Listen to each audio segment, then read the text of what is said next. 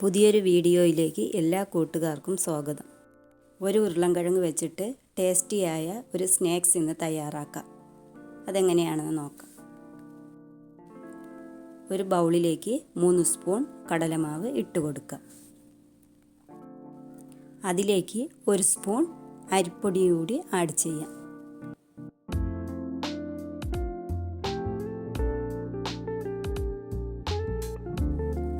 ഒരു സ്പൂൺ മുളക് പൊടി, കായപ്പൊടി അല്പം, ഉപ്പ്, പെരിഞ്ജീരകപ്പൊടി ഇതെല്ലാം കൂടി ചേർത്ത് അല്പം വെള്ളം ഒഴിച്ച് കട്ടിക്ക് ഈ മാവൊന്ന് കലക്കിയെടുക്കണം. ലൂസാവാൻ പാടില്ല. അല്പം കട്ടിയായിട്ട് തന്നെ ഈ മാവൊന്ന് കലക്കിയെടുക്കാം.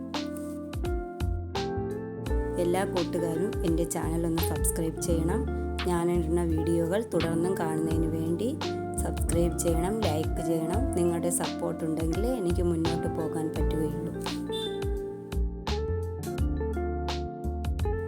മാവ് കട്ടയൊന്നും കെട്ടാതെ നല്ലതുപോലെ കട്ടിക്ക് കലക്കിയെടുക്കാം. അത് കഴിഞ്ഞിട്ട് നമുക്കതിലേക്ക് ആവശ്യമായ ഉരുളൻകിഴങ്ങ് ഒന്ന് നീളത്തിന് അരിഞ്ഞെടുക്കാം.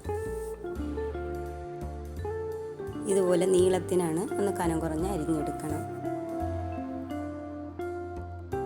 എണ്ണ ചൂടായി വരുമ്പോൾ മാവിൽ മുക്കി ഓരോന്ന് വീതം എണ്ണയിലേക്ക് ഇട്ട് കൊടുക്കാം.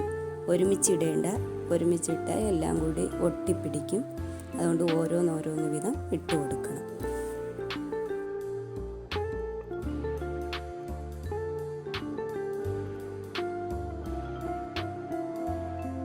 നാല് മണിക്ക് ചായയോടൊപ്പം പെട്ടെന്ന് നമുക്ക് ഈസി ആയിട്ട് തയ്യാറാക്കാൻ പറ്റും. ഒരു ഉരുളൻകിഴങ്ങ് മതി. ഒരു ഉരുളൻകിഴങ്ങ് വെച്ചാണ് ഞാൻ ഇത്രയും തയ്യാറാക്കിയത്.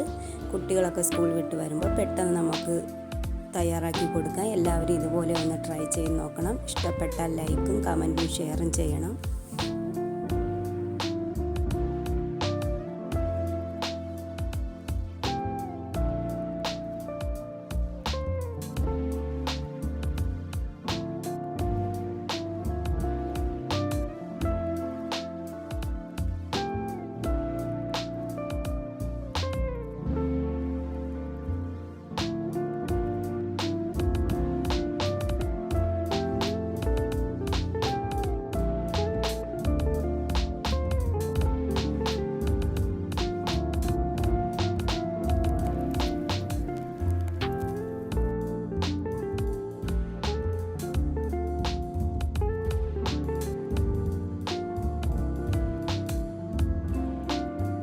ഒരു സൈഡ് നന്നായി മൂത്ത് വരുമ്പോൾ ഒന്ന് മറിച്ചിട്ട് കൊടുക്കാം. രണ്ട് സൈഡും നല്ലതുപോലെ ക്രിസ്പിയായി മൊരിഞ്ഞ് ബ്രൗൺ കളറായി വരുന്നത് വരെ ഒന്ന് തിരിച്ച് മറിച്ചിട്ട് കൊടുക്കണം.